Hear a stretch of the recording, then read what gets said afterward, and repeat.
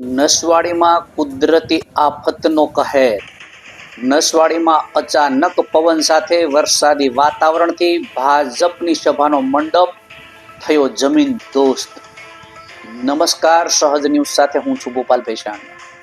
છોટા ઉદેપુર જિલ્લાના નસવાડી પંથકમાં આજે અચાનક વાતાવરણમાં પલટો જોવા મળ્યો હતો. ભારે પવન અને વરસાદી છાંટાઓના વચ્ચે વિસ્તારમાં અફરાતફરીનો માહોલ સર્જાયો. મળતી માહિતી મુજબ આવતીકાલે ભાજપ પ્રદેશ પ્રમુખ જગદીશ વિશ્વકર્માની જાહેર સભા માટે તૈયાર કરાયેલા વિશાળ મંડપ તેજ પવનના કારણે ધરાશયી થયો હતો. પવનની તીવ્રતા એટલી વધુ હતી કે મંડપ પવન સામે ટકી શક્યો નહીં અને જમીન દોસ્ત થઈ ગઈ. આ ઘટનાને કારણે સભા સ્થળે ખુરચીઓ, સ્ટેજ અને અન્ય વ્યવસ્થા માટે પણ ભારે નુકસાન પહોંચ્યું છે. પાથરણા ઉડી ગયા અને સમગ્ર વ્યવસ્થા ખોરવાઈ ગઈ. સ્થળ પર હાજર કાર્યકરો અને સ્થાનિકોમાં થોડા સમય માટે ગભરાટ ફેલાયો હતો.